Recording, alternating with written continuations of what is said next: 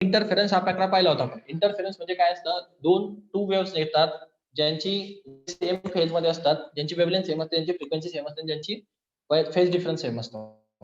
So अशा टाईपच्या वेव्हजला आपण कोहेरंट वेव्हज म्हणतो. त्या कोहेरंट वेव्हज दोन स्लिट मधनं बाहेर पास होतात. तर स्लिट जे असतात ते सेकंडरी वेव्हलेट म्हणून काम करतात. त्यांच्या ज्या वेव्हलेट्स बाहेर निघतात, वेव्ह फॉर्म बाहेर निघतात, त्या वेव्ह फॉर्म एकमेकांमध्ये इंटरफेअर होतात, म्हणजे एक सुपरपोज होतात किंवा एकमेकाला इंटरसेक्ट करतात. सेक्शनमुळे क्रिस्टवर आणि ट्रफवर किंवा ट्रफ क्रिस्ट आणि क्रिस्ट ट्रफ असे पेअर्स तयार होतात. त्याच्यामुळे डार्क आणि ब्राईट बँडचे तुम्हाला रिंग्स पाहायला भेटतात. अशा टाईपचा जो पॅटर्न तयार झाला होता, तर इंटरफेअरन्स जो तयार झाला होता याला म्हणतो आपण इंटरफेरन्स. समजलं? आठवलं ते मागचं पूर्ण लेक्चर? सो इंटरफेरन्स हा एक प्रकार आहे. त्याच्यामध्ये पण डार्क आणि ब्राईट फ्रिंजेस आपल्याला पाहायला भेटतात. म्हणजे dark spot, bright spot, dark spot, white spot अशा टाईपच्या. आणि डिफ्रॅक्शन एक पॅटर्न आहे. त्याच्यामध्ये पण तुम्हाला डार्क आणि ब्राईट टाईपच्या फ्रिंजेस तुम्हाला पाहायला भेटतात. फक्त दोघांचं म्हणजे आउटपुट दोघांचं सेम आहे, पण त्यांचे कॅल्क्युलेशन्स आणि त्यांचा कॉन्सेप्ट याच्यामध्ये फरक आहे. सो आपण आता डिफ्रॅक्शन हा कॉन्सेप्ट शोधतोय. मागच्या वेळेस इंटरफेरन्स शिकून झालेलं आहे. आता डिफ्रॅक्शन पाहतोय आपण. डिफ्रॅक्शन काय असतं या ठिकाणी पहा, या व्हिडिओमध्ये डिफ्रॅक्शन हा कॉन्सेप्ट तुम्हाला पाहायला भेटेल. एक पर्सन आहे पहा, तो एका रूम मध्ये स्टँड आहे. ओके, सो या पर्सन पर्यंत हा इकडे बाजूला बसलेला आहे. आता साऊंड त्याच्यापर्यंत पोहोचत असतो. ऍक्च्युअली साऊंड असा स्ट्रेट निघून जायला पाहिजे होता, पण साऊंड वेव्ह त्याच्यापर्यंत क्रॉस होऊन पण येते. आवाज तुम्हाला असा क्रॉस होऊन पण येतो पहा. साऊंडची डायरेक्शन दिसते तुम्हाला, बेंड होऊन त्याच्यापर्यंत येते. सो हे जे साऊंडची बेंडिंग झाली, असं लाईटचं होत नाही. ओके, तर या ठिकाणी वेव्हच्या बाबतीत तुम्हाला डिफ्रॅक्शन हा कॉन्सेप्ट काय आहे? The phenomenon of bending of the wave around the corners of obstacles or aperture is called as the diffraction of wave. म्हणण्याचा अर्थ आहे की जो फेनॉमेनॉन असतो ज्याच्यामध्ये वेव्ह बेंड होते, वेव्ह काय होते? बेंड होते. अराउंड, कशाच्या अराउंड? कॉर्नर किंवा ऑब्स्टॅकल्स. म्हणजे हे जे कॉर्नर्स आहेत, या कॉर्नर्सच्या अराउंड ही बेंड झाली पाहिजे. दिसतंय ना? साऊंड असा झाला होता, पण तो असा बेंड झाला. सो कॉर्नरच्या अराउंड जे वेव्ह बेंड होते किंवा ऑब्स्टॅकलच्या अराउंड जे वेव्ह बेंड होते, त्या बेंडिंगला आपण डिफ्रॅक्शन ऑफ वेव्ह म्हणतो. समजलं? समजलं का डिफ्रॅक्शन हा शब्द? हो सर. हॅलो, हा, कॉन्सेप्ट कडे लक्ष द्या. इंटरफेरन्स वेगळं, डिफ्रॅक्शन वेगळं. दोघांचा पॅटर्न सेम दिसतो, बट कॉन्सेप्ट डिफरंट कॉन्सेप्ट दिसतो. सो याच्यामध्ये अपर्चर किंवा ऑब्स्टॅकलच्या एजेस पासून वेव्ह बेंड होते. सो या बेंडिंगला आपण डिफ्रॅक्शन म्हणतो. ओके, आता पुढे पहा. सो या डिफ्रॅक्शनची कॅल्क्युलेशन कशी असतात, आणि साऊंड वेव्ह मध्ये डिफ्रॅक्शन जास्त होतं, लाईट मध्ये डिफ्रॅक्शन खूप कमी होतं, आणि कोणत्या केसमध्ये डिफ्रॅक्शन होतं याच्याबद्दलचं सगळं डिस्कशन आपण या टॉपिक मध्ये करणार आहोत. सो अशी टाईपची ती वेव्ह निघते पहा. वेव्ह दिसते तुम्हाला, वेव्ह प्रपोगेट होते, आणि वेव्ह प्रपोगेट होऊन या स्मॉल अपर्चर वरती येते. आता या स्मॉल अपर्चरचा प्रत्येक पॉईंट हा सेकंडरी वेव्हलेट म्हणून काम करणार, आणि त्याचे वेव्हलेट बाहेर निघतात. ओके, सो पहा पुढे वेव्हलेट तुम्हाला बाहेर दिसतंय. सो अशा टाईपचं हे साऊंड वेव्ह तुम्हाला प्रोड्यूस होत असते, कारण तो सेकंडरी वेव्ह म्हणून काम करत असतो. सो हे झालं डिफ्रॅक्शन टाईपचं, साऊंड वेव्हचं डिफ्रॅक्शन. ओके, तर या ठिकाणी हे एक महत्त्वाची गोष्ट आहे पहा. जर तुम्ही याच्यात पाहिलं तर the extent of bending depends upon the value of the wavelet compared to the size of the opening. If the opening is much larger than the wavelength, then the bending will be almost unnoticeable. म्हणण्याचा अर्थ आहे की ह्या ज्या waves निघतायत, या waves मध्ये जी wavelength असते, म्हणजे ही वेव्ह होती की नाही, तर ही वेव्हचा समजा हा जर क्रिस्ट असेल आणि हा ट्रफ, म्हणजे हा क्रिस्ट किंवा ट्रफ असं असतं ते. सो या दोन क्रिस्ट, आता हे दोन लाईन्स आहेत ना, या क्रिस्टच्या लाईन आहेत, आणि मध्ये त्याच्या लाईन ट्रफची असते. म्हणजे ही एक क्रिस्ट असतो, हा एक क्रिस्ट असतो, मधला हा डार्क पार्ट असतो, बरोबर?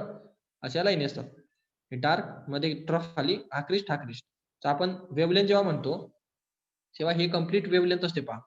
टू सक्सेसिव्ह क्रिस्ट मधील डिस्टन्स किंवा टू सक्सेसिव्ह ट्रफ मधील डिस्टन्स, याला आपण वेव्हलेंथ म्हणतो. सो याची जी वेव्हलेंथ असते, वेव्हलेंथ लॅम्बडा, या वेव्हची, ही जी वेव्ह चालली ना, ही या वेव्हची वेव्हलेंथ जी असते, वेव्हलेंथ समजते ना तुम्हाला? समजा अशी जर ही वेव्ह असेल, तर हे डिस्टन्स आणि हे डिस्टन्स याच्यामधलं डिस्टन्सला आपण वेव्हलेंथ म्हणतो. याला दुसऱ्या भाषेमध्ये असं पण म्हटलं जातं. समजा हे असं असेल, तर हे क्रिस्ट आणि हे पुढचं क्रिस्ट, क्रिस्टच्या मध्ये पण लॅम्बडा एवढं डिस्टन्स असतं, आणि दोन ट्रफच्या मध्ये पण तेवढंच डिस्टन्स असतो. समजा हा ट्रफ आणि हा ट्रफ याच्यामध्ये पण तेवढंच डिस्टन्स. समजलं? तर तुम्ही लॅम्बडाच्या दोन डेफिनेशन सांगू शकता, यांच्यामध्ये पण तेवढाच गॅप असतो. हा म्हणजे distance between two successive crest, त्याला पण वेव्हलेंथ म्हणतात. Distance between two successive trough, त्याला पण वेव्हलेंथ म्हणतात.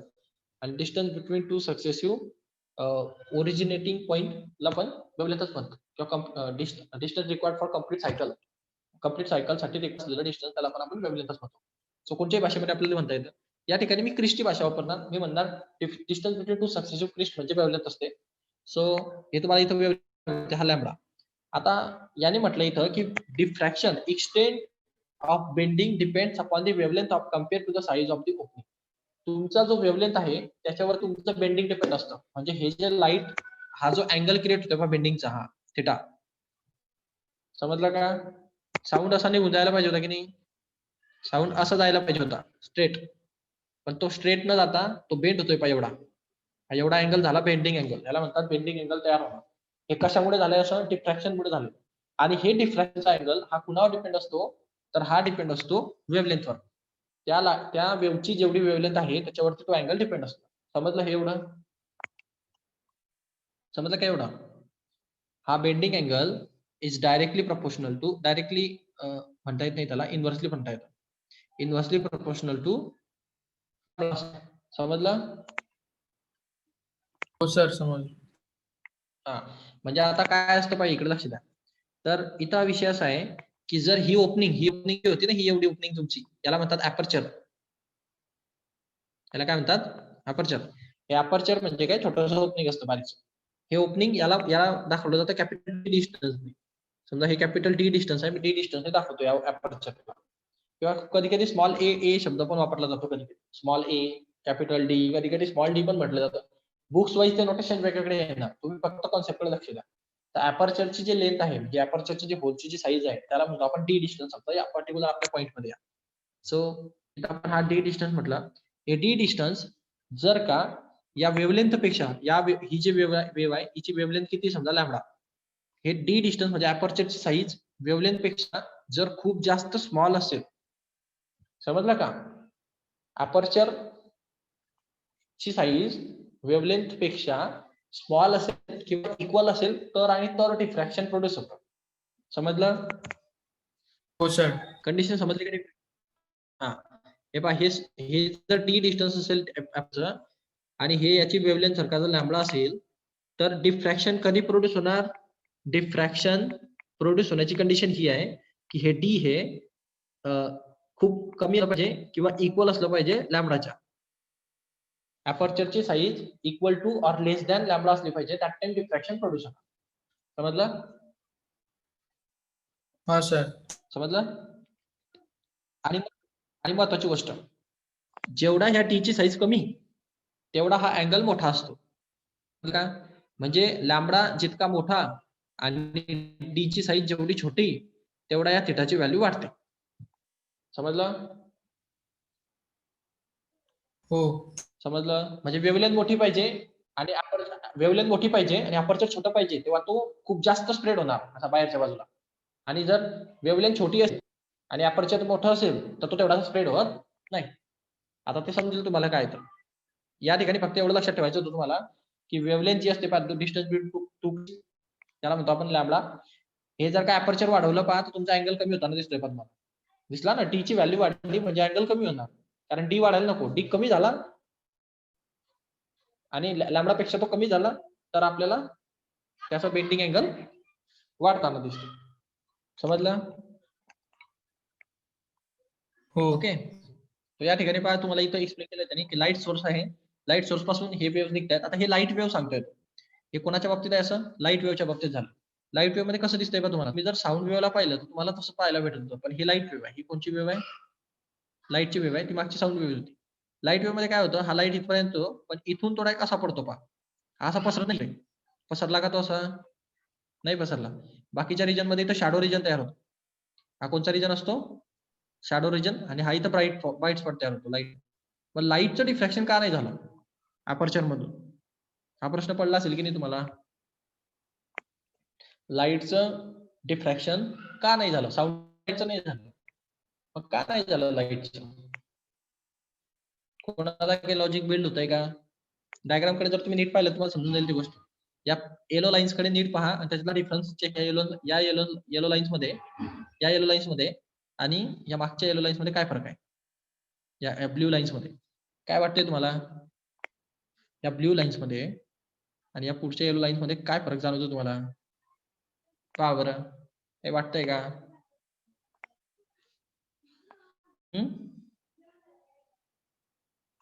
काय डिफरन्स दिसतोय का तुम्हाला? डिफरन्स आहे ना? यांच्यामध्ये साईज कमी आहे 2 लाईनच्या मध्ये.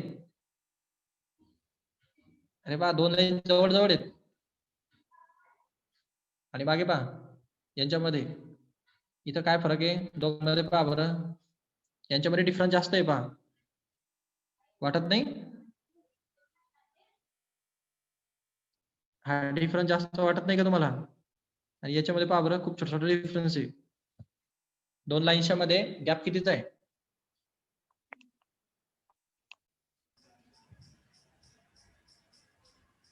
हॅलो, हा सर.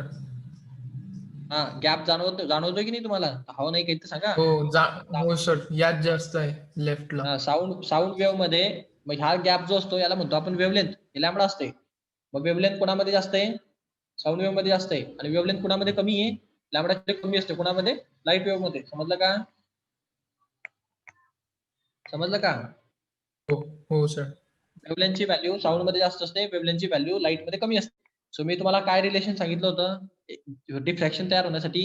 हे जे अपर्चर आहे, हे अपर्चर म्हणजे अपर्चरची जी साईज आहे आपली ही एवढी, अपर्चरची साईजला आपण डी म्हणतो. आता याला आपण चेंज केलेलं नाहीये, आपण फक्त वेव्ह चेंज केली, साऊंड वेव्हची जागी लाईट वेव्ह टाकली. डी जसा तसा आहे. या ठिकाणी त्याच्या लॅम्बडाची जी व्हॅल्यू होती थोडी लार्जर होती आणि या लॅम्बडाची व्हॅल्यू कशी आहे? थोडीशी कमी आहे. मी तुम्हाला काय सांगितलं होतं? हा डी जेवढा लॅम्बडापेक्षा छोटा तेवढं डिफ्रॅक्शन चांगलं होणार. सो या ठिकाणी तसं होतंय कारण लॅम्बडाची व्हॅल्यू मोठी होती, डी ची व्हॅल्यू छोटी होती. डिफ्रॅक्शन चांगल्या प्रकारे होत होतं, काही प्रॉब्लेम नव्हता कारण वेव्ह इकडे इकडे शिफ्ट होत होती. या ठिकाणी काय होतंय? डी ची व्हॅल्यू तशी तशी पण लॅम्बडाची व्हॅल्यू कमी होऊन गेली, म्हणजे लॅम्बडा हा छोटा होऊन गेला उलट. समजलं का? उलट लॅम्बडा मोठा पाहिजे होता. डी हा कधी पण लॅम्बडा पेक्षा कसा पाहिजे? छोटा किंवा इक्वल पाहिजे, तेव्हा डिफ्रॅक्शन होतं. आलं का लक्षात? हो सर. आलं का लक्षात? या लाईट वेव्ह मध्ये लॅम्बडाची व्हॅल्यू खूप कमी होऊन जाते, या डी पेक्षा पण कमी होऊन जाते. म्हणजे या लाईट वेव्ह मध्ये काय झालं? हा डी हा मोठा होऊन गेला कोणापेक्षा? लॅम्बडापेक्षा. तर डिफ्रॅक्शन होईल का? डिफ्रॅक्शन होईल का? नाही होणार ना. लॅम्बडा खूप कमी झाला ना, वेव्हलेंथ खूप कमी होऊन गेली. मायक्रॉन मध्ये जाते, मायक्रॉन मध्ये. कमी म्हणजे इतकी कमी असते की मायक्रॉन मध्ये असते. मायक्रोचा अर्थ समजतो ना? 2 × 10⁻⁶ अशा टाईपचं वेव्हलेंथ इतकी कमी होऊन जाते. साऊंड वेव्हची याची 10 मीटर पर्यंत असते. किती फरक आहे? मीटर आणि मायक्रॉन किती फरक आहे? खूप फरक आहे ना. हॅलो, हो सर. लक्ष ठेवा, हे पहा 10 मीटर म्हणजे 10 मीटर आणि याचा अर्थ असतो 2/1 वरती 60 एवढा पार्ट मीटरचा. म्हणजे पहा बरं कितका छोटा पार्ट झाला तो एका मीटरचा. समजा 1 मीटर असेल तर, समजा 10 मीटर असेल तर हा 1 मीटरचा एकावर 0 ठेवल्यानंतर जो पार्ट तयार होईल तेवढा पार्ट असतो. म्हणजे हा खूपच छोटा पार्ट तयार झाला वेव्हलेंथचा. म्हणजे लाईट मध्ये वेव्हलेंथ खूप कमी होऊन जाते आणि साऊंड मध्ये वेव्हलेंथ खूप मोठी असते. सो साऊंड मध्ये तुम्हाला डिफ्रॅक्शन हा इफेक्ट लगेच पाहायला भेटतो कुठल्याही कंडिशन मध्ये, कारण त्याची वेव्हलेंथ खूपच जास्त मोठी 10 मीटर पर्यंत वेव्हलेंथ असते. सो तुम्ही जर हे अपर्चर थोडं जरी मोठं ठेवलं, म्हणजे जसं की 2 सेंटीमीटर 4 सेंटीमीटर 6 म्हणजे 1 मीटर जरी तुमचं अपर्चर असेल एवढं मोठं, म्हणजे दरवाजा 1 मीटरचा असतो जवळपास डोअर तुमचा, तरी पण त्याची 10 मीटरची वेव्ह असते. सो लॅम्बडा पेक्षा हा तुमच्या डी ची व्हॅल्यू ऑलवेज कमीच येणार. समजलं? समजलं का? सर. मग त्यामुळे तुम्हाला साऊंड जर का त्या रूम मध्ये जरी कोणी बोललं तर दरवाजामध्ये या रूम मध्ये आपण इकडे बाजूला बसलेलो असलो तरी पण आपल्याला ऐकू येतं. कारण काय? ती वेव्ह जी आली आहे त्याचं डिफ्रॅक्शन झालंय त्या अपर्चर मधनं, म्हणजे डोअर मधनं. तो डोअर मध्ये डिफ्रॅक्शन झालंय त्याचं कारण असं आहे की साऊंड वेव्हची वेव्हलेंथ ही त्या डोअरच्या 1 मीटर पेक्षा खूप जास्त होती. सो वेव्हलेंथ पेक्षा जर तुमची जी डोअरची जी साईज आहे ती जर कमी असेल, so that time diffraction produce होणार आणि डिफ्रॅक्शनमुळे तुम्हाला साऊंड पूर्ण रूम मध्ये इकडे तिकडे फिरताना दिसतो. पण तेच गोष्ट लाईटच्या बाबतीत होत नाही. लाईट मधनं जर डोअर मधनं लाईट आला तर फक्त तेवढ्याच भागाला प्रकाशित करतो, बाकीच्या भागामध्ये अंधारच राहणार जर रिफ्लेक्शन नाही झालं तर. ओके, सो ही जी केस पॉसिबल झाली का? कारण लाईट वेव्हचं जे वेव्हलेंथ होती ती खूपच छोटी होती आणि तुमचा जो डोर आहे त्याची डी डिस्टन्स जी आहे ते खूप जास्त आहे त्याच्या कम्पॅरिझन मध्ये. तो हा फरक पडला. समजलं का? म्हणून डिफ्रॅक्शन प्रोड्यूस होत नाही. म्हणून अशा टाईपचा इफेक्ट तुम्हाला पाहायला भेटतो लाईटच्या फॉर्मॅटमध्ये. म्हणजे लाईट निघून जातो समोर. असं का झालंय? कारण याची वेव्हलेंथ जी होती याच्यापेक्षा ही डी डिस्टन्स जे आहे ते खूप मोठं होऊन गेलं. समजलं? हो लाईट मध्ये समजतंय ना हे डिफ्रॅक्शन वगैरे इंटरफेरन्स. हो सर समजतंय. हा तर एवढी मेहनत करून व्हिडिओ करून करतोय तर त्यामुळे समजलंच पाहिजे त्यात. त्याच्यापेक्षा अजून चांगलं नाही होऊ शकत.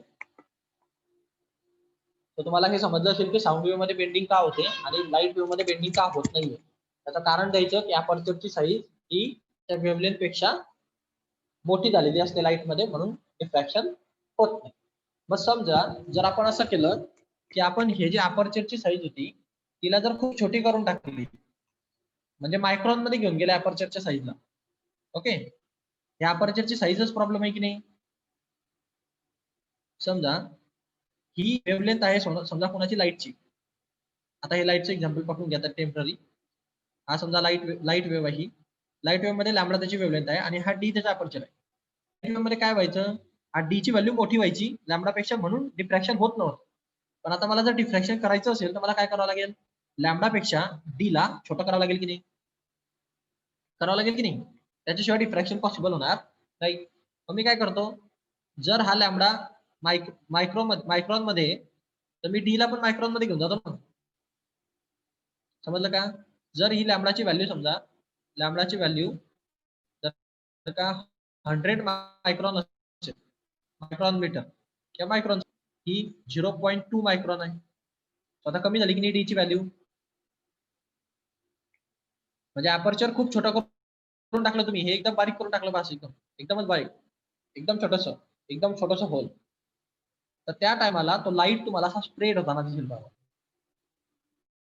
तुम्ही हे बऱ्याच वेळेस पाहिलं असेल बारीक छिद्रामधनं लाईट असा बाहेर स्प्रेड होताना दिसतो. पाहिलंय का?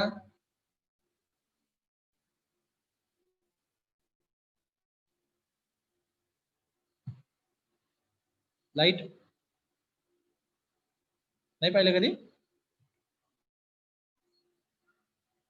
हॅलो नाही पाहिलं की बारीक छिद्रातनं लाईट स्प्रेड होताना.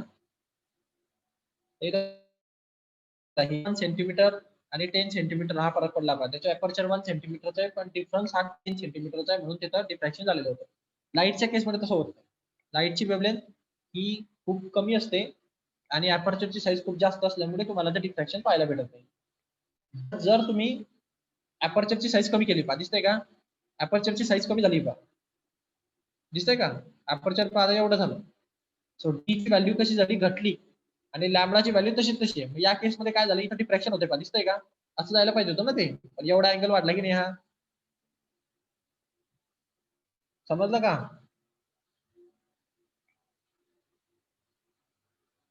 समजलं का? हा लाईट असा स्ट्रेट जायला पाहिजे होता बट तो आता स्ट्रेट न जाता तो असा टिल्ड होतोय पहा असा एवढ्या डिग्रीनी तो जास्त येतोय एवढा थिटा. इकडनं थिटा डिग्री इकडनं थिटा डिग्री असा वाढला तो. या पॅटर्नला म्हणतो आपण डिफ्रॅक्शन प्रोडक्ट. ते पण लाईट मध्ये प्रोडक्ट झालं आणि काय पण तुम्ही ही जे अपर्चरची साईज होती जी टी तिला कमी केलं म्हणजे या ठिकाणी काय झालं हा डी ची व्हॅल्यू समजलं. म्हणून डिफ्रॅक्शन तुम्हाला पाहायला भेटतं.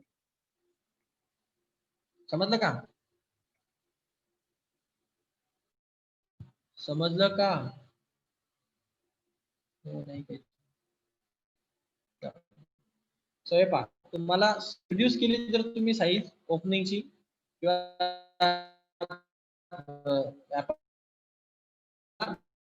डिफ्रॅक्शन प्रोड्यूस होतं बिकॉज ऑफ ते जे अपर्चर साईज आहे ती लेस झालेली असते. त्याच्यामध्ये पहा diffraction of light at a single पासून डिफ्रॅक्शन कशा प्रकारे होणार त्यात आपण डिस्कस करणार पुढे. हा महत्त्वाचा कॉन्सेप्ट आहे पहिला डिफ्रॅक्शनचा कॅल्क्युलेशन पार्ट. पहिले मला सांगा तुम्हाला डिफ्रॅक्शन हा प्रकार समजला का? डिफ्रॅक्शन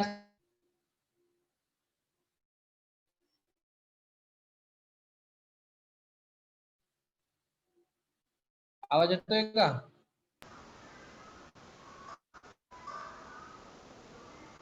आवाज येतोय का आवाज? हो सर. हो सर. हा. So diffraction of light at a single slit, आपण आता याचं डिस्कशन केलं. एका सिंगल स्लिट पासून डिफ्रॅक्शन पॅटर्न कसा प्रोड्यूस होणार, त्याच्यामध्ये डार्क आणि ब्राईट फ्रिंजेस कशा तयार होणार, याच्यात पण डार्क आणि ब्राईट फ्रिंजेस तयार होतात. पण इंटरफेरन्सचे फॉर्म्युले आणि डिफ्रॅक्शनचे फॉर्म्युले डिफरंट फॉर्म्युले असतात दोघांमध्ये. सो इथं पहा, आपण एक अज्युम करणार, एक लेन्स आणि हा इथं एक सोर्स आहे. एक सोर्स आहे, आपण एक सोर्स अज्युम केला, त्याच्यापासून हा एक लेन्स अज्युम केला. हा कॉन्व्हेक्स टाईपचा लेन्स आहे. कॉन्व्हेक्स टाईपच्या लेन्सला आपण कॉन्व्हर्जिंग लेन्स म्हणतो. कॉन्व्हर्जिंग लेन्स अर्थ काय असतो, तो लाईटला कन्व्हर्ज करतो, म्हणजे असं पाठवतात.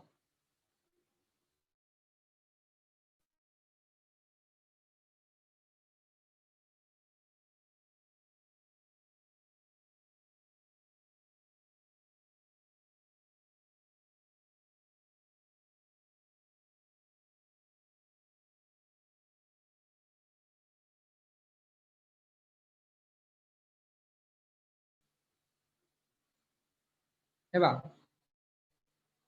पाथ डिफरन्स म्हणजे काय? पाथ डिफरन्स म्हणजे त्यांनी किती पाथ ट्रॅव्हल केला त्याच्यातला फरक. या ए पॉईंट पासून त्या लाईटला ट्रॅव्हल किती करावं लागणार आहे? पाथ ए पासून एल पर्यंत जावं लागतं, एल पासून पी पर्यंत जावं लागतं. सो याचा पाथ ट्रॅव्हल केला त्यांनी ALP, एवढा डिस्टन्स त्यांनी ट्रॅव्हल केलं. या बी पॉईंट पासून त्याला किती ट्रॅव्हल करावं लागतं तुम्ही नीट लक्षात घ्या. बी पासून एन पर्यंत त्याला जावं लागलं, आणि मग एन पासून तर ह्या पी पर्यंतचा हा जो पाथ आहे हा ALP एवढाच असणार. समजलं? समजलं का? हो सर. मग मला सांगा, पाथ डिफरन्स नेमका किती? मग हा बी आणि हा पॉईंट एवढा पाथ डिफरन्स आहे, म्हणजे एवढा जास्त पाथ ट्रॅव्हल करावा लागला बी पॉईंटच्या राहिला. समजलं? हो. समजलं का? हा, तर हे बीएन जे डिस्टन्स आहे हे एक्स्ट्रा पाथ ट्रॅव्हल करावा लागतो आपल्याला. या पाथ डिफरन्सला आपण इथं सध्याला म्हणतो लॅम्बडा कन्सिडर करतो.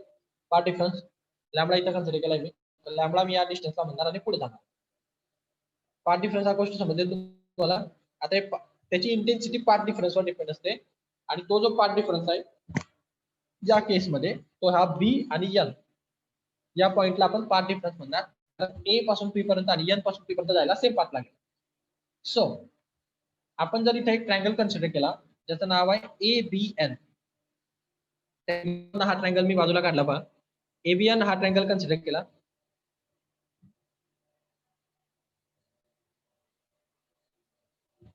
तर ABN ट्रायंगल कन्सिडर करताना या ट्रायंगल मध्ये हा जो अँगल असेल पहा, हा अँगलला आपण काय म्हणतो, थिटा असतो. हा किती डिग्रीने शिफ्ट झालेला असतो? थिटा डिग्रीने. आता ऍक्च्युअली काय ते डिफ्रॅक्शन जितक्या डिग्रीचं असतं तेवढ्या डिग्रीचा तो थिटा असतो, असं असतं. सो हा theta degree angle of diffraction आहे. याच्यामध्ये जर हा अँगल थिटा डिग्री असेल आणि हे एकमेकाला परपेंडिक्युलर असेल, म्हणजे हा परपेंडिक्युलर ड्रॉ केलेला असतो याच्यावरती 90 डिग्री मध्ये, सो हा एक राईट अँगल ट्रायंगल तयार झाला. हा एक कोणता अँगल तयार झाला? राईट अँगल ट्रायंगल तयार झाला 90 डिग्री असलेला, आणि हा इथं थिटा आहे. सो याच्यामध्ये मी साइन ऑफ थिटाची जर व्हॅल्यू काढली, साइन ऑफ थिटाची व्हॅल्यू, तर काय येणार? BN अपॉन AB, म्हणजे अपोजिट साइड अपॉन हायपोटेन्यूज. बरोबर? करेक्ट ना? सो साइन ऑफ थिटाची व्हॅल्यू काय भेटणार? साइन ऑफ थिटाची व्हॅल्यू भेटणार BN डिवायडेड बाय AB. आणि जर मला BN ची व्हॅल्यू पाहिजे असेल तर मी काय करणार? AB इकडे मल्टिप्लाय करणार. सो मला BN व्हॅल्यू काय भेटणार? मग BN म्हणजे काय? हे एवढं होतं लॅम्बडा, पाथ डिफरन्स. आठवला का? सो BN ची व्हॅल्यू येणार, हा AB इकडे मल्टिप्लाय करा. So AB sine of theta. हे डाऊट याच्यात? हे डाऊट याच्यामध्ये?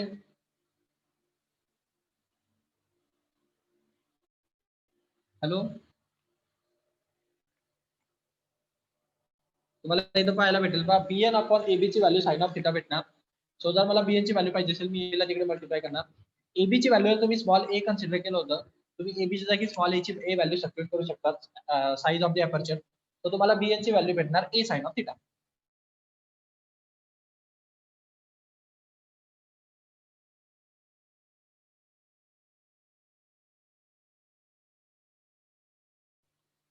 ओके, कारण पाथ डिफरन्स तुम्हाला काय भेटला पाहिजे? पाथ डिफरन्स तुम्हाला भेटणार, कारण पाथ डिफरन्स हा BN म्हणजे पाथ डिफरन्स होता. BN म्हणजे काय असतं? AB साइन ऑफ थिटा असतो. A टाकू शकतो, A साइन ऑफ थिटा तुमची व्हॅल्यू आहे. समजलं हे? पार्ट डिफरन्स हे साइन ऑफ थिटा असतो म्हणून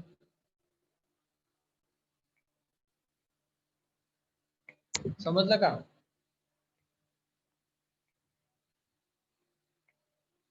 हॅलो, समजलं का? हो सर समजलं. सो नेक्स्ट, आता याच्यामध्ये केसेस आहे पहा. If the path difference equal to the wave is equal to lambda.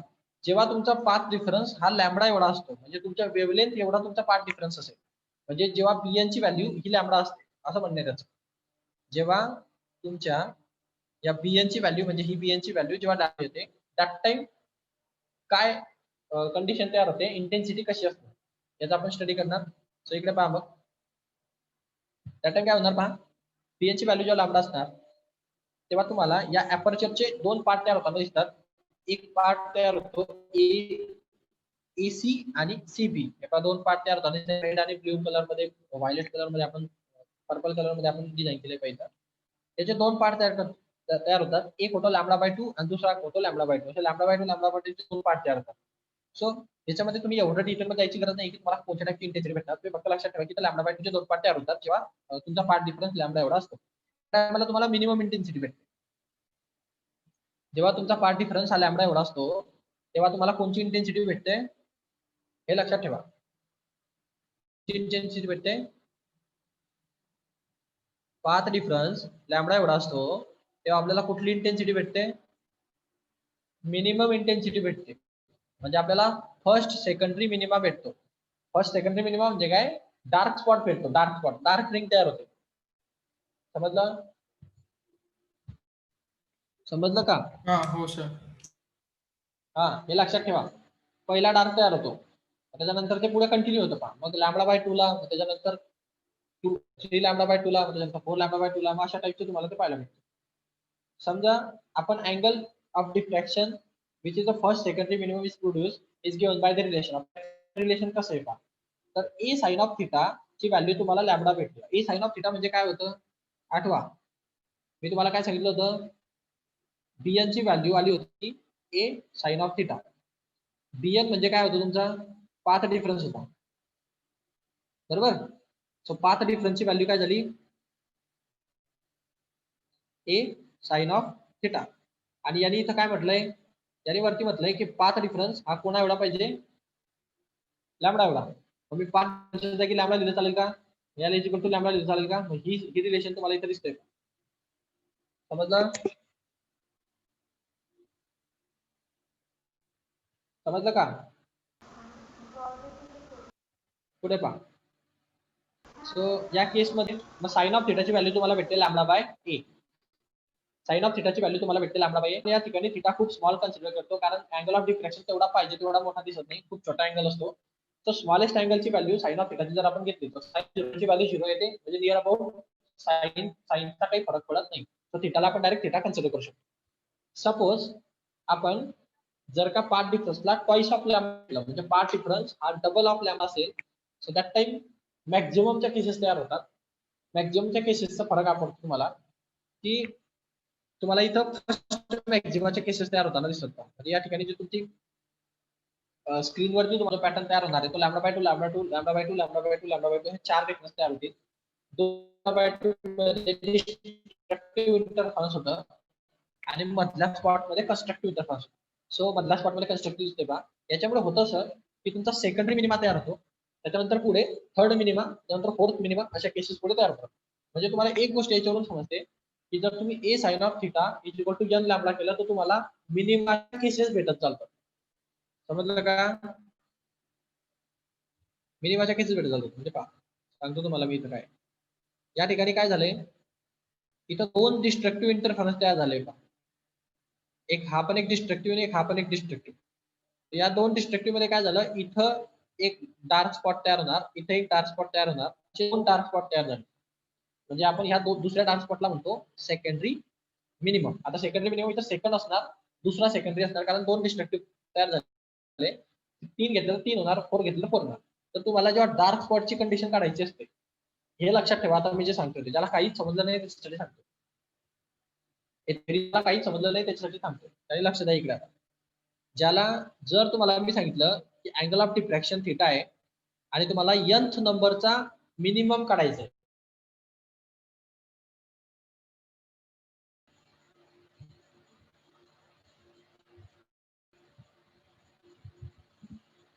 हे बघा क्वेश्चन पहिले समजून घ्या नीट. मी तुम्हाला विचारतोय जर तुम्हाला nth नंबरचा सेकंडरी मिनिमम काढायचा, सेकंडरी साठी कारण तो सेकंडरी व्हॅल्यूट पासून तयार झालेला असतो म्हणून त्याला सेकंडरी म्हणतात.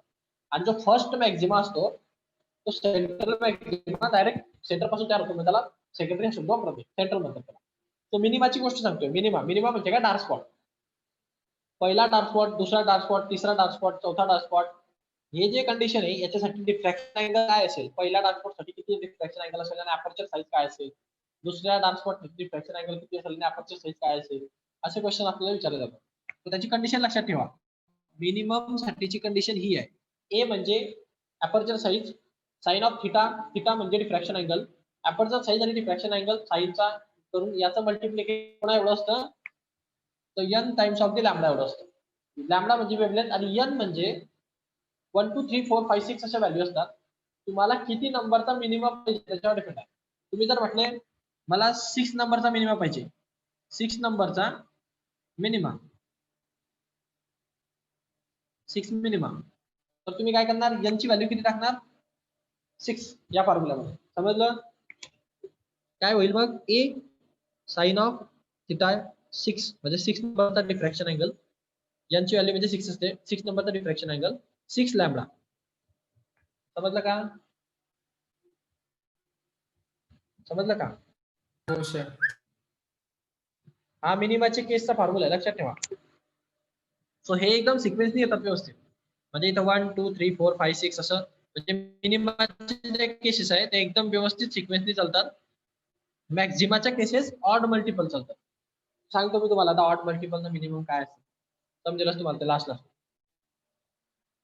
सो पुढच्या केसमध्ये पहा. आता आपण काय करतोय की पार्ट डिफरन्स जर का 3 लॅम्बडा बाय 2 एवढा असेल, पार्ट डिफरन्स जर का 3 लॅम्बडा बाय 2 एवढा असेल, आता ही मॅक्झिमाची केस असते. त्यावेळेस काय होतं, याचे 3 इक्वल पार्ट तयार होतात. Lambda by 2 lambda by 2 lambda by 2 असे 3 लॅम्बडा बाय 2 तयार होतात. म्हणजे 3 वेव्हलेट तयार होतात. हे पहा, हे एवढं 1 लॅम्बडा बाय 2 असतं, हे एवढं 1 लॅम्बडा बाय 2 असतं, हे एवढं 1 लॅम्बडा बाय 2 असतं. तिघांची प्लस केली तर आपल्याला 3 लॅम्बडा बाय 2 समजलं का? या ठिकाणी पहा, याचे जे वेव्हलेट जातात ते वेव्हलेट जाऊन जे वरती पॉट तयार करणार आहेत याच्यामध्ये तुम्हाला डिस्ट्रक्टिव्ह इंटरफरन्स वरती पाहायला भेटतं आणि खाली कन्स्ट्रक्टिव्ह इंटरफरन्स पाहायला भेटतं. म्हणजे हे लॅम्बडा बाय 2 चे जे पार्ट आहे ते मध्ये कन्स्ट्रक्टिव्हली डिस्ट्रक्टिव्हली असे पाहायला भेटतात. म्हणजे पहा, फर्स्ट सेकंडरी मॅक्झिमा. जर तुम्हाला मॅक्झिमाची केस काढायची असेल तुम्हाला कसे भेटतात ते सेंट्रल स्पॉट फिक्स आहे, तो त्याचा काही संबंध नसतो. त्याच्यानंतर फर्स्ट मॅक्झिमा आणि फर्स्ट सेकंडरी मॅक्झिमा, मॅक्झिमाच्या केसेस आहे. मॅक्झिमा तुम्हाला कुठल्या केसमध्ये भेटतो? जेव्हा तुम्हाला 3 लॅम्बडा बाय 2 ची व्हॅल्यू असते. समजलं? 3 लॅम्बडा बाय 2 आणि 3 लॅम्बडा बाय 2 जर तुमचा पार्ट डिफरन्स असेल तर तुम्हाला फर्स्ट सेकंडरी मॅक्झिमा भेटतो. आणि हे जे ब्राईट स्पॉट आहे याचं काय असतं? फक्त लॅम्बडा बाय 2 असतं, म्हणजे 1 लॅम्बडा बाय 2 ऍक्च्युअली. काय भेटणार? 1 लॅम्बडा बाय 2. त्याच्या पुढचा ब्राईट स्पॉट भेटतो 3 लॅम्बडा बाय 2. त्याच्या पुढचा ब्राईट स्पॉट भेटणार 5 लॅम्बडा बाय 2 ला. त्याच्या पुढचा ब्राईट स्पॉट भेटणार 7 लॅम्बडा बाय 2 ला. म्हणजे कसे वाढतात ते?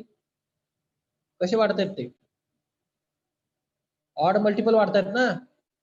हो 1 3 5 7. समजलं का? म्हणजे 1 3 5 7 असे ऑड मल्टिपल मध्ये वाढले आणि त्याला लॅम्बडा बाय 2 ने मल्टिप्लाय केलेलं असलं तर याचा अर्थ डार्क ब्राईट स्पॉटच्या गोष्टी चालल्या, मॅक्झिमाच्या गोष्टी चालल्या, ब्राईट स्पॉट असणार आणि तो सिक्वेन्सनी असतो. म्हणजे पहिला 1 जर असेल तर तो फर्स्ट बिलकुल सेंट्रल मॅक्झिमा असतो. 3 जर का असेल तर तो सेकंड म्हणजे फर्स्ट मॅक्झिमा असतो, म्हणजे फर्स्ट सेकंडरी मॅक्झिमा म्हणतो त्याला. त्याच्यानंतर 5 जर असेल तर तो सेकंड सेकंडरी मॅक्झिमा असणार. त्याच्यानंतर 7 ला थर्ड सेकंडरी मॅक्झिमा असणार असं म्हणतो.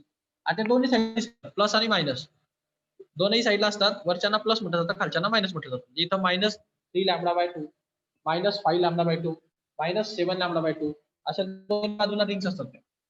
समजलं? समजेल तुम्हाला लास्टला मी जे काय सांगतोय ते सध्याला फक्त एक्सप्लेनेशन देतोय मी, लास्टला समजतोय. सेकंड सेकंडरी मॅक्झिमा त्याच्यानंतर थर्ड सेकंडरी मॅक्झिमा असे ऑड मल्टिपल चालत जायचे. 5 लॅम्बडा बाय 2 ला सेकंड सेकंडरी मॅक्झिमा झाला, 7 लॅम्बडा बाय 2 ला थर्ड सेकंडरी मॅक्झिमा येणार. सो इन जनरल असं गोष्ट आहे की angle of diffraction for which secondary maxima are produce is given by, तुम्हाला ऑड मल्टिपल तो लॅम्बडा बाय 2 च्या टाइम्स मध्ये भेटतो. समजलं का? हो. ऑड ऑड मल्टिपलच्या केसला आपण असं लिहितो. ऑड मल्टिपल म्हणजे काय? ऑड नंबर कसा असतो? 2n plus 1. 2n ही इव्हन नंबरची कंडिशन आहे. इव्हन नंबर मध्ये एक ऍड केला की ऑडच भेटणार आपल्याला. सो त्या जागी आपण 2n plus 1 into lambda by 2 अशी कंडिशन घेतो.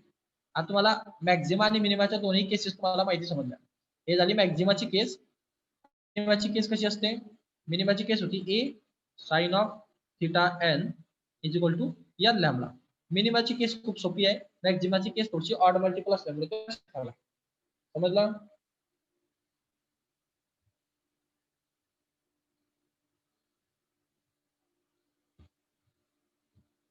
समजलं का? हो सर. या ठिकाणी n ची व्हॅल्यू तुम्ही टाकत जा, तुम्हाला तसे ते भेटत जातो. n ची व्हॅल्यू 1 टाकली, फर्स्ट मिनिमा भेटणार, इकडे फर्स्ट मॅक्झिमा भेटणार. n ची व्हॅल्यू 2 टाका, तुम्हाला सेकंड मॅक्झिमा भेटणार, इथं सेकंड मिनिमा भेटणार. असं आहे, एवढं सोपं आहे. फक्त मॅक्झिमाच्या केसमध्ये लक्षात ठेवा odd multiple of lambda by 2, मिनिमाच्या केसमध्ये लक्षात ठेवा n इंटू लॅम्बडा. लक्षात राहिलं तुमचे न्यूमेरिकल तुम्हाला सॉल्व्ह करता येईल. ओके ओके, त्याला काही समजलं नाही त्यांनी तेवढं लक्षात ठेवा. डिटेल मध्ये अभ्यास केला खूप चांगलं आहे. तुम्हाला इथं हे दिसतंय पहा, सेंट्रल मॅक्झिमा आहे. या सेंट्रल मॅक्झिमाचं अँग्युलर डिस्प्लेसमेंट पण तुम्हाला काढायचं असतं कधी कधी sometimes. So first secondary minima पाहून नीट लक्षात घ्या. मिनिमा कुठे आहे? हा central bright spot Maxima spot आहे. हा मॅक्झिमा आहे. त्याच्यानंतर तुम्हाला रेड कलर मध्ये पहा, हा छोटासा खालचा पार्ट दिसतोय पहा गेलेला, दिसतोय का? हा त्यांनी ब्राऊन केलेला आहे पहा, जो डाऊनवर्डला गेलाय. डाऊनवर्डला गेला फर्स्ट सेकंडरी मिनिमा साईड खाली पण असतो कारण ते सर्कल असतात वरती खाली. त्याच्यानंतर जो उंचवट्याचा पार्ट असेल परत, पहा उचकलेला पार्ट आहे हा उंचवट्याचा, जसं वरतून खाली आलं, हा त्याचा कोणता मॅक्झिमा तयार होईल? First secondary Maxima. कारण याला फर्स्ट का म्हटलं जातं? कारण हा सेंट्रल मॅक्झिमा म्हटलं जातो, याला फर्स्ट नाही म्हणत. त्याच्यानंतर येणाऱ्याला सेकंडरी फर्स्ट मॅक्झिमा म्हणतो. समजलं? आपण खालचा काय येणार? First secondary Maxima. समजलं? समजलं का? हो सर. लक्ष द्या मध्ये, ते हायलाइट करताय पाहिजे तिथं. आता याच्यामध्ये linear width of central maximum is, आता ही महत्वाचा फॉर्म्युला आहे.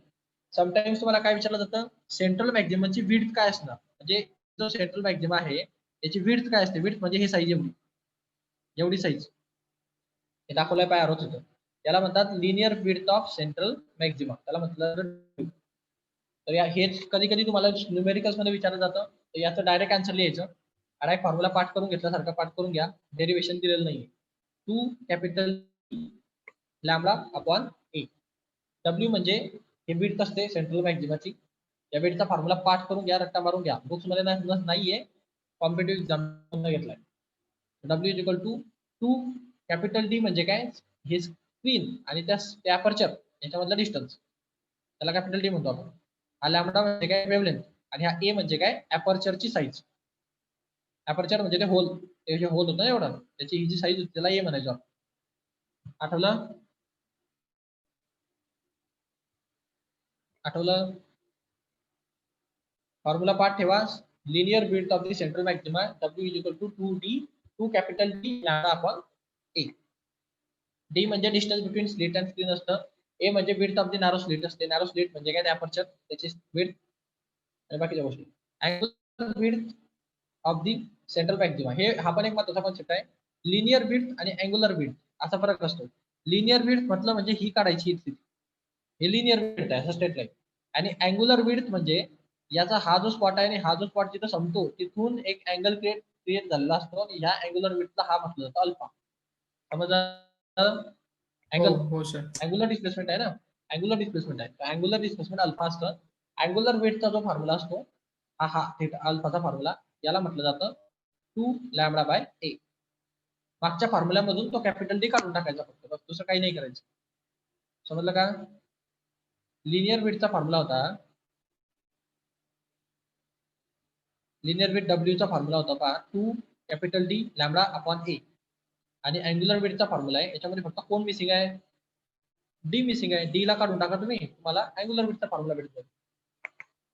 समजलं का? डी टाकून द्या, लिनियर विथचा फॉर्म्युला भेटतो. ओके, पाठ करा फॉर्म्युले. याचं युनिट रेडियन मध्ये असणार कारण तो अँगल रेडियन मध्ये. या ठिकाणी तुम्हाला अशा टाईपचा पॅटर्न पाहायला भेटतो बा, सेंट्रल मॅक्झिमा त्याच्यानंतर फर्स्ट मिनिमा वगैरे. यामध्ये तुम्हाला सगळं आता दाखवतील की हा साइन ऑफ थिटाची साईज असेल थिटा पुढे प्रपोर्ट होईल. सेंट्रल मॅक्झिमाचा हा लाईन दिसते तुम्हाला ओ पॉइंटला. इथून अँग्युलर पोझिशन जी आहे ते व्हेरियस सेकंडरी मॅक्झिमासाठी मिनिमासाठी कशी चेंज होतं. आता ह्या ज्या पोझिशन आहे या मिनिमासाठी चेंज होणार आहे पोझिशन. मिनिमासाठी काय सांगितलं होतं मी तुम्हाला? मिनिमाची केस कशी होती? मिनिमाची केस होती a sine of theta is equal to lambda. आठवली का? हा फॉर्म्युला आठवला का मिनिमाचा? याच्यामध्ये जर हा हॉरिझॉन्टल ऍक्सिस तुमच्या साइन ऑफ थिटाला इंडिकेट करायचं असेल म्हणजे डिस्प्लेस, तर हा थिटा जर तुम्हाला काढायचा असेल तर ए इकडे डिवाइड करून घ्या. बरोबर? साइन ऑफ थिटाचा फॉर्म्युला काय भेटेल? साइन ऑफ थिटाचा फॉर्म्युला भेटाल एन लॅम्बडा डिवाइड बाय ए. मिनिमासाठी समजलं का? समजलं का? हो सर, समजलं. मग आता साइन ऑफ थिटाचा फॉर्म्युला भेटला तुम्हाला एन लॅम्बडा बाय ए. आता विषय असा इथं की तुम्ही या एन ची व्हॅल्यू टाकत 1 2 3 4 तुम्हाला मिनिमा भेटत जातात. तशी साइन ऑफ थिटाची व्हॅल्यू भेटत जातात. म्हणजे जर एन ची व्हॅल्यू 1 असेल तर साइन ऑफ थिटाची व्हॅल्यू लॅम्बडा बाय ए येते. म्हणजे फर्स्ट मिनिमाला लॅम्बडा बाय ए व्हॅल्यू असते साइन ऑफ थिटाची. सेकंड मिनिमाला 2 लॅम्बडा बाय ए असते. थर्ड मिनिमाला 3 लॅम्बडा बाय ए असते. फोर्थ मिनिमाला 4 लॅम्बडा बाय ए असते. कारण यांची व्हॅल्यू वाढत जाते 1 2 3 4 5 अशा टाईपच्या व्हॅल्यू तुम्हाला भेटतात. या ठिकाणी प्लस आणि मायनस काय इंडिकेट करतो? हा लॅम्बडा बाय ए जो त्याचा म्हणण्याचा अर्थ आहे तो कुठं असणार? First minima. कुठे दिसतोय तुम्हाला फर्स्ट मिनिमा या क्वेश्चन मध्ये? हा इथं फर्स्ट मिनिमा आहे पहा. दिसला का? दोन्ही बाजू. तर याच्या ठिकाणी राईट साईडला आपण प्लस घेतो, लेफ्ट साईडला मायनस घेतो, म्हणून इथं हे लॅम्बडा बाय ए ची व्हॅल्यू असते साइन ऑफ थिटाची आणि इकडे minus lambda by A value असते. समजलं? कारण तो फर्स्ट होता म्हणून फर्स्ट आला इथं लॅम्बडाची व्हॅल्यू. त्यानंतर आता सेकंड जर आपण पाहिला, सेकंड तुम्हाला हा इथं पाहायला भेटतोय पहा. दिसला का? हा कुठं याची व्हॅल्यू काय असेल? 2 लॅम्बडा बाय ए आणि याची -2 लॅम्बडा बाय ए. समजलं? हो हो सर. कसा मॅटर असतो? सो इथं पहा लॅम्बडा बाय ए, इकडे lambda by A minus lambda by ए, कारण तिकडचा फर्स्ट डार्क इकडचा फर्स्ट डार्क. रिंग असल्यामुळे ते प्लस मायनस दोन्ही साईडला चालते. रिंग असते ती कंप्लीट. आता जर आपण मॅक्झिमाच्या केसेस घेतल्या तर मॅक्झिमाचा फॉर्म्युला काय होता? मॅक्झिमाचा फॉर्म्युला आठवा. काय होता मॅक्झिमाचा फॉर्म्युला?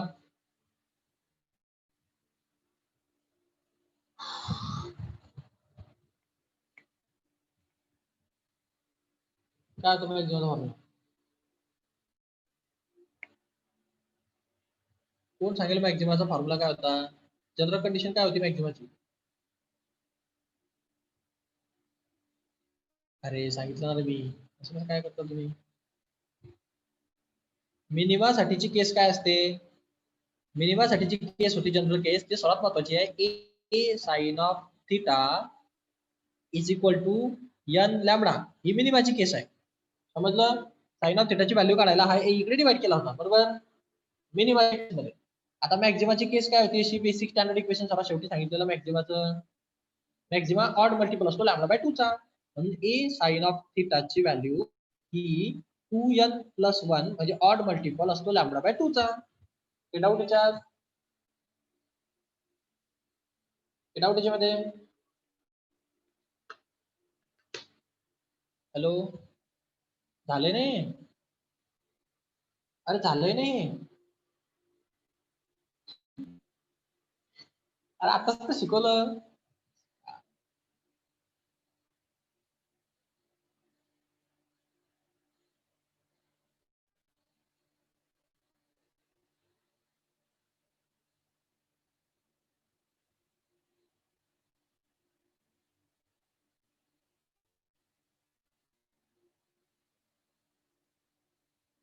हे ऑडची होती आणि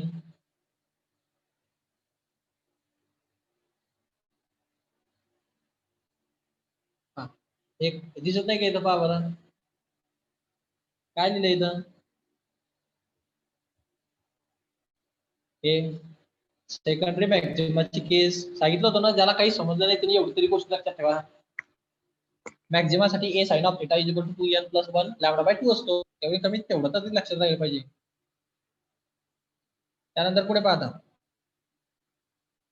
या ठिकाणी आता तुम्हाला मॅक्झिमाच्या केसेस सांगतोय. मॅक्झिमाच्या केस फॉर्म्युला असा तयार होतो. मग तुम्हाला जर मॅक्झिमाच्या केसमध्ये साइन थिटाची व्हॅल्यू काढायची असेल, मॅक्झिमाच्या केसमध्ये साइन थिटाची व्हॅल्यू, मॅक्झिमाचा फॉर्म्युला काय आहे? मॅक्झिमाचा फॉर्म्युला आहे a sine of theta is equal to 2n plus 1 lambda by 2. जर तुम्हाला याच्यातनं साइन थिटाची व्हॅल्यू काढायची, हा ए घ्या आणि इकडे डिवाइड करून घ्या, म्हणजे तुम्हाला साइन ऑफ थिटाची व्हॅल्यू भेटते 2n प्लस 1 हे odd number lambda by 2a. आता लॅम्बडा बाय 2a. आता तुम्ही n ची व्हॅल्यू काही पण टाका. n ची व्हॅल्यू जर तुम्ही 1 सबस्टिट्यूट केली तर 1, 2 प्लस 1 2 आणि 2 प्लस 1 3, म्हणजे इथं पहा तुम्हाला 3 लॅम्बडा बाय 2a भेटतो. त्याच्यानंतर जर तुम्ही इथं 2 व्हॅल्यू टाकली तर 2 इंटू 2 4, 4 प्लस 1 5, म्हणजे इथं 5 लॅम्बडा बाय 2 भेटतो. इथं जर 3 व्हॅल्यू टाकली, 3 to the 6, 6 plus 1 7 lambda by 2a भेटणार. समजलं? ऑड मल्टिपल भेटत असते कंटिन्युअस. म्हणून तुम्हाला इथं कसे भेटतात? आता या ठिकाणी जर आपण पाहिलं तर ऑड मल्टिपल मध्ये मॅक्झिमा, जो सर्वात पहिला मॅक्झिमा असतो तो असतो लॅम्बडा बाय 2a, म्हणजे 1 असतो त्याच्या पुढे, असं 1 लॅम्बडा बाय 2a पहिला ऑड. त्याच्यानंतर हा जो मॅक्झिमा आहे, हा मॅक्झिमा आहे 3 लॅम्बडा बाय 2a, म्हणजे ऑड मल्टिपल. इकडे -3 लॅम्बडा बाय 2a मायनस मध्ये असते. त्याच्यानंतर त्याचा पुढचा जो मॅक्झिमा आहे तो हा मॅक्झिमा आणि इकडचा मॅक्झिमा हा कसा येणार? 5 लॅम्बडा बाय 2a हा येणार -5 लॅम्बडा बाय 2a. त्याच्या पुढचा कोण येईल मग? समजा असं जाऊन हा असा इकडचा कोण येईल? 7 लॅम्बडा बाय 2a. इकडचा पण -7 लॅम्बडा बाय 2a. समजलं का? समजलं का?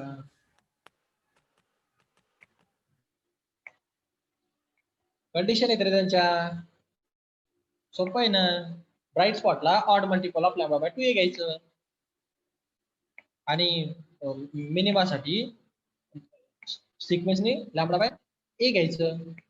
सेंट्रल मॅक्झिमा आणि याच्यासाठी आता सेंट्रल मॅक्झिमा सेकंडरी मॅक्झिमा मध्ये इथं सेंटरला जसं तुम्ही सेंटर पासून दूर दूर जाणार तस तशी तुमची अँप्लिट्यूड कमी होताना दिसते पहा, म्हणजे इंटेन्स दिसते पहा. सेंटरला सर्वात ब्राईट स्पॉट असतो आणि त्याच्यापासून दूर गेलं तर डार्क स्पॉट तुम्हाला पाहायला भेटतो. समजलं? असं हे एकंदरीत मॅटर होता.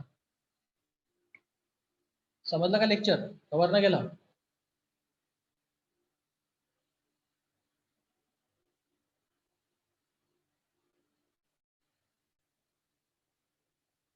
लेक्चर समजलं का? भरणं गेलं?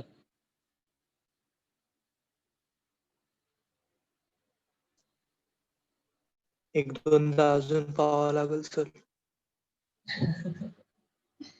ठीक आहे, बघा.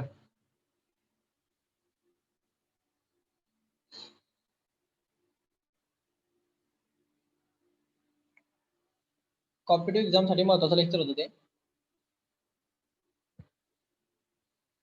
बाकी मग आता फ्रेशनल आणि फ्रानहोफर डिफ्रॅक्शन जे आहे, हा प्रकार आता आपण उद्या डिफ्रॅक्शनचा बेसिक फंडामेंटल, त्याचे अँगल्स कसे कसे चेंज होतात ते एक्सप्लेन झालंय. फ्रानहोफर आणि फ्रेशनल डिफ्रॅक्शन काय होत असतो ते सांगतो एकदा नंतर, आणि मग क्लिअर करतो. हे ऑलरेडी झालंय आपलं. हे बघा, हे इथं काय म्हणतो, हा फ्रानहोफर डिफ्रॅक्शन ऑफ सिंगल स्लिट. हेच शिकवलं मी तुम्हाला. डी ची व्हॅल्यू ए पेक्षा मोठी असली पाहिजे. परत तुम्हाला मॅक्झिमा आणि मिनिमम प्रोड्यूस होतात. सो इथं पहा, हे n प्लस 1/2 लॅम्बडा इथेच व्हॅल्यू आहे. हे जे मी तुम्हाला शिकवलं ना आता, तेच आहे. फक्त वेगळ्या भाषेत लिहिलंय म्हणून ते वेगळं वाटतं. आताच पाहिलं आपण हा फॉर्म्युला. हा फॉर्म्युला काय पाहिला होता आपण? Theta is equal to 2n plus 1 in bracket lambda by 2. आठवलं का?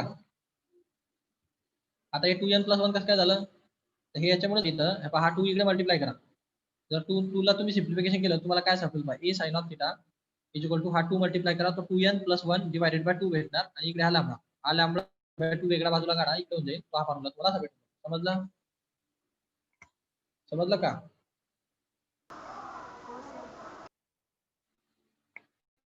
समजलं का? हे तुम्हाला जे शिकवलं गेलंय ना तेच आहे, फक्त ते सिम्प्लिफाय करून दिलंय. हा इकडे 2 याला डिवाइड करून ठेवलाय म्हणून ते तसं वेगळं दिसतंय. घाबरायची गरज नाही. तुम्हाला जे शिकवलंय ते फॉलो करा. यांचे नाही फॉलो केले तरी चालतील. यांचे विचित्र आहे जरा. ते ओके. ते समजण्यासारखे. ते समजत नाही. ते मागच्या बुक्स मधनं येते. मागच्या वर्षी तसं होतं. ठीक आहे, आज थांबू आपण इथं. डाऊट्स असेल तर विचारून घ्या. डाऊट्स आहेत काही?